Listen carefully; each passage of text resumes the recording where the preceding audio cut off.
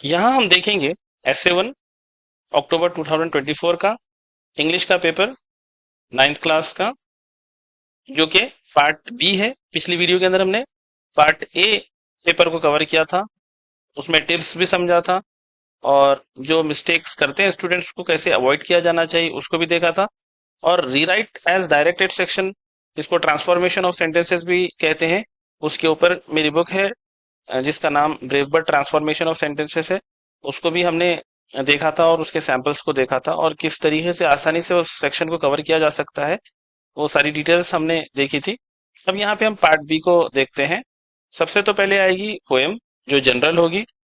तो जब इसको अटेम्प्ट करना होगा आपको, तो एक मरतबा पहले आप इसको पढ़ लें, फिर क्वेश्चंस की अटेम्प्ट करने के लिए जाएं। और जब जब आप अटेम्प्ट कर रहे हैं, फिर साथ ही साथ आप फिर पोएम को पढ़ते रहें। इस तरीके से आप पोएम को सॉल्व कर सकेंगे। और एक क्वेश्चन यूजुअली पोएम्स के अंडर में आता है, उसको आप कहते हैं figures of speech, literary device और फिगरेटिव लैंग्वेज। इसको मेरी वेबसाइट braveworld.in पर मैंने कवर किया है।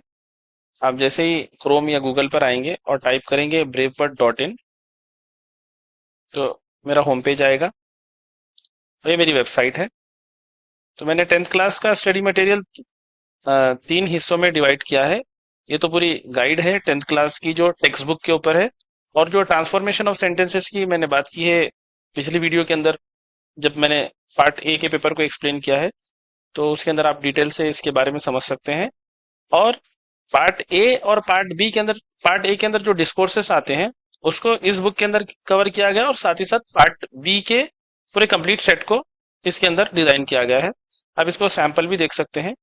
और आई होप दैट कि आप 10th में जब जाएंगे तो इस बुक को जरूर लेंगे, क्योंकि इसको इस अंदाज में बनाया गया है कि जितने रिपीटेड क्वेश्चंस आए थे पिछले सालों के अंदर, उसको जेन्युइन तरीके से लिया गया है। यहाँ पे फिर एक्सप्लेनेशन भी दी गई है और फिर प्रैक्टिस भी दी गई है आपको। मैं नीचे आता हूँ, ये पार्ट बी का कंटेंट है।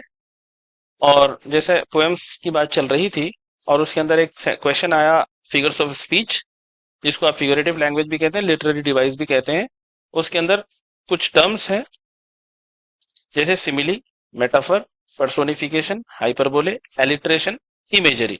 एलिट्रेशन इमेजरी को ऑप्शंस में बहुत कम पूछा है, लेकिन सिमिली, मेटाफर, पर्सोनिफिकेशन, हाइपरबोले को बहुत ज्यादा बार पूछा है। और यहाँ पे हम समझते हैं सिमिली किसको कहते हैं। सिमिली में आप किसी को किसी से कंपेयर करते हैं using the word like, as, then, as if. जैसे they fought like cats and dogs. Okay, तो कंपेयर किससे कर रहे हैं उन लोगों को? कैट्स एंड डॉग से। और यूज वर्ड कर रहे हैं like. He is as brave as lion, he को लायन से कंपेयर कर रहे हैं यूजिंग द वर्ड एज।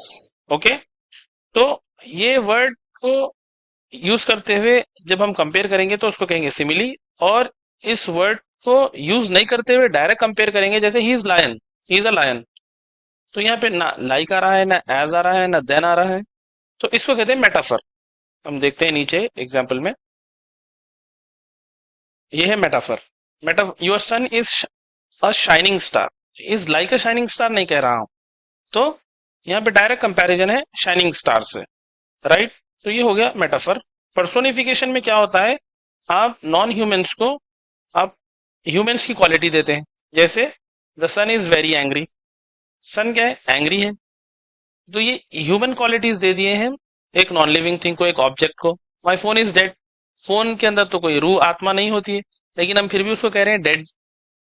तो यहाँ पे हम इंसानों वाली क्वालिटी दे रहे हैं फोन को। पिक्चर, पिक्चर के बाद ना जबान होती है, लेकिन हम बोल रहे हैं the picture says a lot. ऐसा हम ये क्यों यूज करते हैं ऐसे टाइप के सेंटेंसेस को, कि हम ऐड करते हैं ब्यूटी को लैंग्वेज के अंदर। So figures of speech is use to add beauty in the language, it beautifies the language. Okay, hyperbole के अंदर एग्जैजुरेशन होता है, यानी बात को बढ़ा चढ़ाकर कहते हैं। जैसे आप एग्जाम्स लिख चुके हैं अभी SA1 के, और जब आप लिखेंगे तो एक आराम से आप आराम मिलेगा आपको, तो आप ऐसा कह सकते हैं, I have written my exams, now I can sleep for months. Okay, आप कोई नहीं यकीन करेगा कि आप महीनों सोएंगे, कुछ दिन के लिए, कुछ वक्त के लिए सोएंगे, लेकिन आप उसको बढ़ा चढ़ाकर कह रहे हैं, ये एग्जैजुरेशन कहलाता है, इसको कहते हैं हाइपरबोले। और एलिट्रेशन के अंदर होता ये है कि हर वर्ड का पहला लेटर कैपिटल होता है, सॉरी कैपिटल सेम होता है, सेम साउंड होती है। Okay, right, Peter picked a pick of pickled papers, इसको टंग ट्विस्टर में भी यूज किया जाता है, तो इसको एक्चुअली एलिट्रेशन कहते हैं।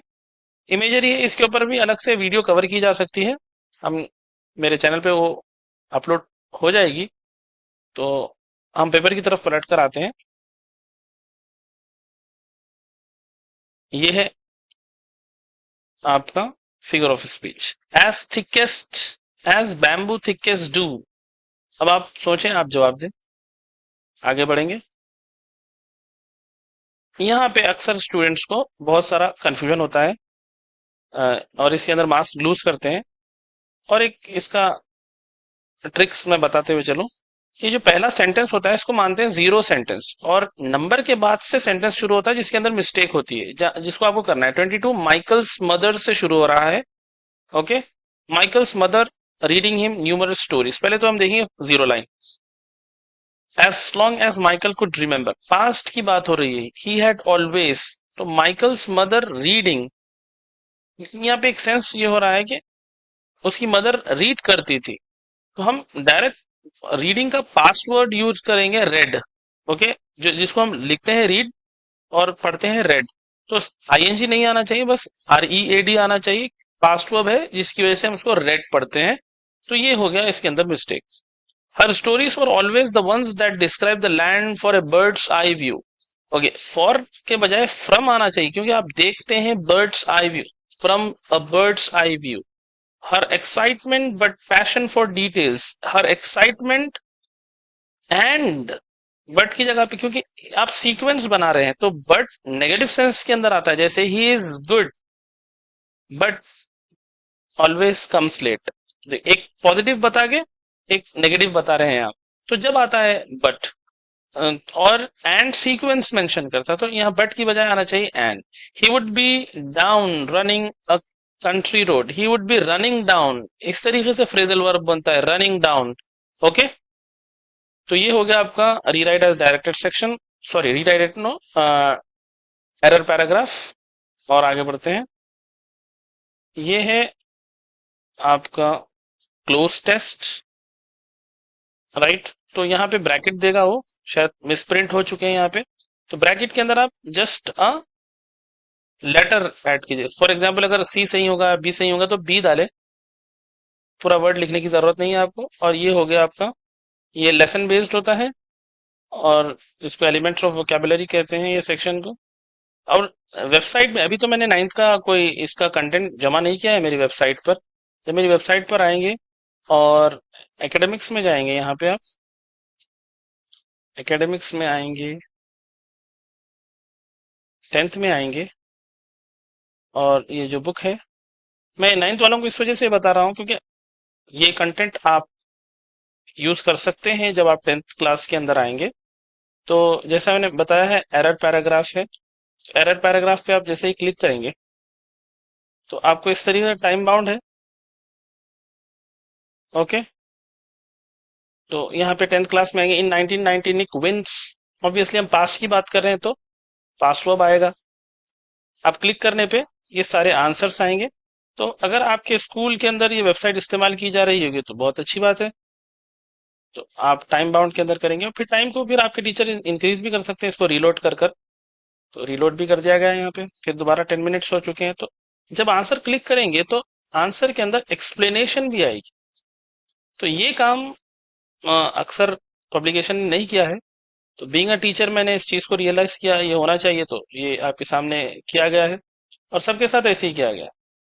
अब बैक आएंगे, क्लोज टेस्ट जैसा आपने देखा, क्लोज टेस्ट के भी अंदर टाइम सेट किया गया है, फिर आंसर भी है। अब जब आप इसमें क्लिक करेंगे तो आंसर्स भी आएंगे। तो ये अगर आप ये कंटेंट जब आप 10th क्लास में आएंगे लेना चाहेंगे तो आप ले सकते हैं। इसका बिल्कुल मिनिमम चार्ज है, जैसे मैं यहाँ पे अभी बताऊंगा आपको।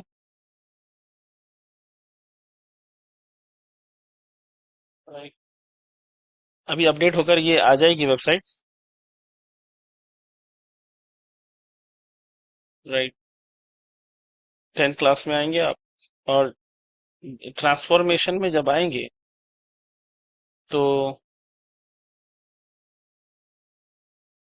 ये जो ट्रांसफॉर्मेशन है पार्ट ए का हिस्सा होता है। आप इस पे क्लिक करके वेबसाइट चैनल पर जा सकते हैं, क्योंकि यहाँ क्लियरली मेंशन है कि watch Hindi Urdu videos for free on YouTube. ये तो पार्ट ए पेपर के लिए है। मैं आ रहा था इसके अंदर पार्ट बी के अंदर। आप इधर आएंगे और आएंगे इधर क्लोज टेस्ट पे आएंगे। अभी हमने ये देखा है। और बाकी क्लोज टेस्ट पे जब आप जाएंगे तो एक वर्ड आएगा आपको यहाँ पे, जैसे टेक सब्सक्रिप्शन। तो सारा एक्सेस आप कर सकते हैं वेबसाइट पर एग्जाम्स के करीब। 3 डेज का ले सकते हैं आप, 10 डेज का ले सकते हैं। तो ये तो रहा सब्सक्रिप्शन की बात। हम आते हैं पेपर की तरफ पलटकर। ये बात चल रही थी, तो ये सारा कंटेंट नाइन्थ क्लास के भी लिए आ जाएगा। अभी तो 10th क्लास के लिए। मैं 9th क्लास को इस वजह से बता रहा था कि जब 10th क्लास में आएंगे तो आप वेबसाइट को एक्सेस भी कर सकते हैं। आपका बोर्ड एग्जाम होता है और आपके स्कूल में यूज कर रहे हैं, तो आपके लिए बहुत बेहतर ही होगा। Hope you have understood. Thank you.